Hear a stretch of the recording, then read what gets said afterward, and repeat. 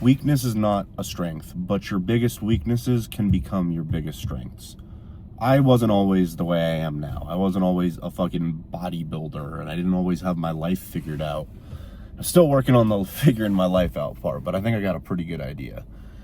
I honestly, most of my life, I was a pretty weak man. Straight up. Not gonna sugarcoat it. I did a lot of things that I am not fucking proud of in my past. I had a lot of really deep-seated issues, a lot of it stemming from a lack of self-esteem. I got really heavy into drugs, alcohol. I lied to a lot of people. I hurt a lot of people. I did a lot of shit I'm not proud of. There was a large chunk of my life where I was really only worried about me. And I'm still a pretty selfish person, but in a productive way, not a self-destructive way. Before, it used to just be I wanted to get away with doing the worst shit humanly possible, no matter what. I built whole relationships off of lies. I'd like coordinate friends to lie to each other and lie to my ex-girlfriend, and so I could keep up the fucking charade I was living, you know. I'd whole bunch of fucked up shit. And you know, it was bad the whole time, but I think it really got to the peak of bad shit, for lack of a better word, when I was about 18 years old and COVID happened.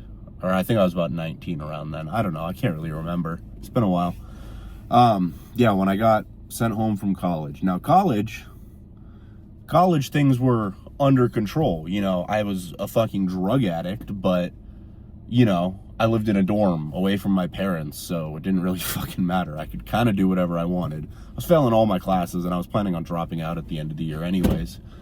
But when I got sent home from University of Utah back to California, that's when shit really hit the fan, because there wasn't a lot to do. My long-distance relationship at the time was working out decent long distance, but it quickly devolved when it was no longer long distance. And it was a bad time. I mean, it was a bad fucking time for everyone, but you know, I couldn't go to the gym. I even during drug addiction, I maintained some level of fitness because I was still in the military. Surprisingly enough, they really don't drug test as much as they should. But shit just hit the fan. I started drinking pretty much every day. I started doing a lot of fucking blow. It was COVID, beginning of COVID. I didn't have a job. I couldn't really get one. And I had literally nothing going on. So I would start doing coke at 8 in the morning, and then hop on Warzone with the boys. And then, you know, mid-afternoon, meet up with the boys, start drinking, maybe do some healthy shit, like go for a run while drunk. But, you know, it was really just a wasted effort at that point. But yeah, shit got wild. I started doing a lot of pills. Got really into Percocet before it was all fentanyl. Really into Xanax for a bit. And that should have been my wake-up call. It should have been. I want to say it was April of 2020. I did Xanax for like, I don't know, every day for like a month straight. And I ran out and I was like, oh yeah, I'll just cold turkey it. You know, I've done that with plenty of other drugs. Never been through benzo withdrawals before. I straight up, this is kind of embarrassing and kind of scary. I spent like 2 days in like actual psychosis. Like during the day, it was manageable. But at night, like the withdrawals were so bad, I was like seeing people outside my window. I was genuinely convinced, and I'm so happy I didn't go into the living room and try to talk to my family about it. I was convinced that my parents were trying to send me to a COVID concentration camp because I'd been out partying when I was supposed to be locked down. It sounds fucking hilarious, but I'm dead serious. And I ended up like, I thought they were gonna like raid my room, so I like flushed a bunch of drugs down the toilet. It was fucking stupid, and I made it through those withdrawals. That sucked. That was, honest to God, terrifying. And you know, kind of got my shit back together for a little bit. Not really. I mean, I was just drinking instead of doing drugs. I ended up getting in a fist fight with my dad, all this shit. I fucking got back a couple months later, got back into pills, was on Xanax for I think 2 months straight, and I already said shit hit the fan, but when shit really hit the fan was when one of my friends from the army committed suicide, and I found out about it, and that really fucking rocked my world. I think that was like the first time someone I knew personally had ever died. I honestly was not even that close with the guy, but there's that fucking brotherhood. Like, you can't even, you can go through some shit with someone in that way, and even if you don't like them, you still have a sense of brotherhood with them. Yeah, that happened, and I felt just like a personal responsibility. I, started a GoFundMe to make sure his wife was able to, like pay her bills and stuff, because the army sure as fuck wasn't taking care of her. And I started going really hard. I was probably doing 8 to 10 Xanax bars a day and going through a bottle every night, probably going through a gram of coke a day. It was and that was for like about 2 months straight. And it finally came to a peak when I ran out of Xanax and I didn't have any money. So I just kind of forced myself into withdrawals again. I was like, oh, the psychosis is rough, but I can handle it. And that time, didn't really go through any psychosis. It was, I think it's because my now fiance was there with me at night, so I couldn't really imagine shit. But I thought that was going to be the worst part. And no, I had a seizure at work in front of everyone. And I'll never forget the look on my parents' face, like how disappointed they were when I woke up on the floor of Ace Hardware. And there was a bunch of firefighters around me, and I just saw my parents, and I was like, oh, fuck. And I knew then that I had to change something. And it honestly, it still took me a while to get my shit together after that, a couple months before I finally cut everything out. And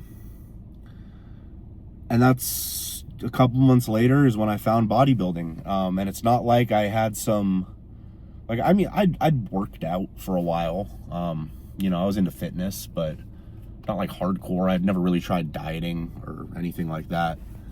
And I know you're expecting some inspirational story. Like, I saw an old tape of Arnold and I knew I wanted to be just like him. No, I was scrolling TikTok, and that's right when fitness TikTok started popping off, like late 2020, early 2021. And I saw those guys, and I saw myself, and I didn't like what I saw. And yeah, that's what got me to that point. Now, I'm not going to tell you my entire bodybuilding story because it's been 5 years now. That's a lot to cover, but I am going to tell you how I went from that piece of shit to who I am now. And funny enough, I used a lot of the skills I built when I was a piece of shit to get good at bodybuilding. I, have a very addictive personality. I would do pretty much anything to get fucked up. I developed that same addiction for bodybuilding, and all the behaviors that come with addiction, I was able to transfer over. What do I mean by that? I was willing to go to any lengths to fucking do it. I did not care if that meant paying $100 extra a night to rent hotel rooms with kitchens when I travel. I didn't care if that meant driving like 2 hours to the fucking gym when I was on vacation, and that's the closest one. You know, it didn't matter if I lost sleep to get meals in or to get a training session in. It was like I was addicted, and I was able to use my negative behaviors as positives. Another prime example. And you know, this is kind of irresponsible. However, it helped me out. You know, when I was in active addiction, I did not give a fuck about money. I would spend it all. When I was in college, I got like the first 10,000 of my Army enlistment bonus, and I had my dad hold on to most of it. So he had probably, I don't know, $7,000 of my money. I asked for it back, and I literally spent that shit in like 2 months on Xanax and blow. And I was able to do the same thing with bodybuilding, except obviously in a more sustainable way. But it was just like, I didn't care what the expense was. I didn't care if I had to buy 20 pounds of chicken breast. I didn't care, because I was addicted. I wanted it that bad. You know, I didn't care if I had to pay for a coach. I didn't care if I had to fucking drop money on growth hormone. God knows that shit's expensive as fuck. Like, it just, or like, I have a pretty expensive gym membership, but I didn't care because I wanted the best facility, the best environment.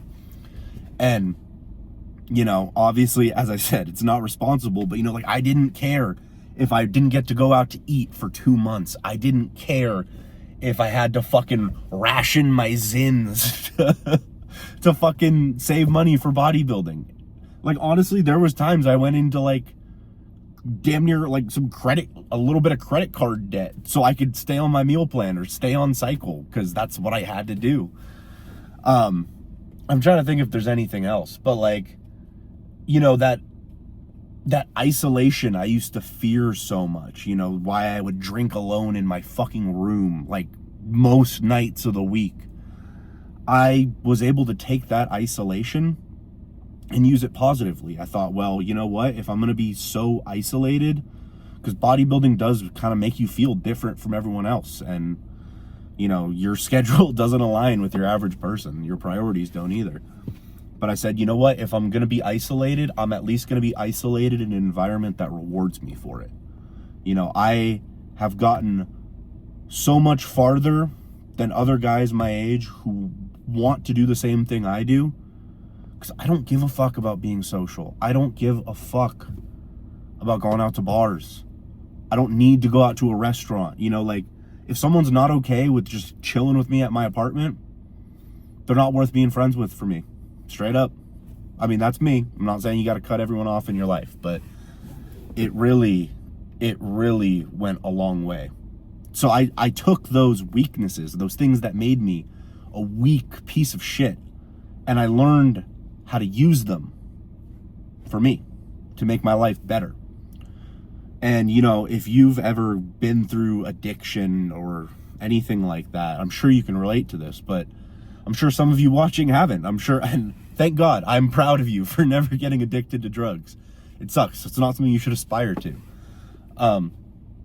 But you might be thinking like, well, I'm not a drug addict. How do I apply this? Dude, I talk to so many guys every day, and they have so many weaknesses holding them back from the body and the life they want. And I just wish they could see how those weaknesses can become strengths. I hear so many guys saying, you know, I can't get in shape because I have a family. You don't know what it's like. No, I don't know what it's like. You know, I have a fiance, and, you know, she takes up a good amount of my time, but I don't have kids. I don't have 5 kids depending on me. But that should be your motivation. That should be your strength, not your weakness. You should be thinking, well, fuck, I got 5 kids that I need to be capable of protecting, and that I want to look up to me and grow up to be respectable, strong men or women. If you're not setting a good example for them, who will? That should be your strength. That should be your motivation to get in there and get after it.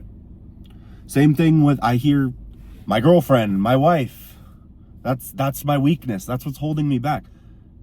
That should be your motivation. You should want to be the best man you can be for her.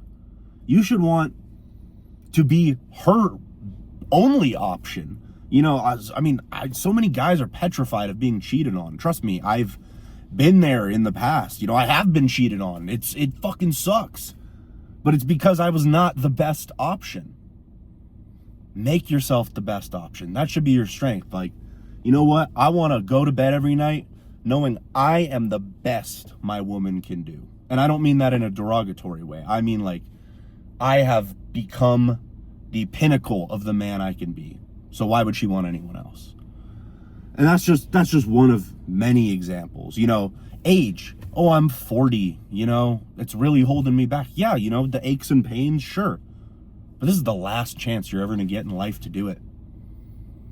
Do you know how much harder it gets every year after 40? It's insane. So that should be your strength. That should be your driving factor. Like, if I don't get this done now, I am going to die with regrets. So I'm going to attack it like nothing else. I think that's all I got for you guys. It's probably the most coherent I've ever been in a rant. But I hope you guys enjoy. I hope you guys can get something out of this. I hope you guys can find a way to turn your weaknesses into your biggest strengths. If you like the content, make sure to subscribe. I hope you guys have a blessed night. I want to keep helping you out however I can. Peace.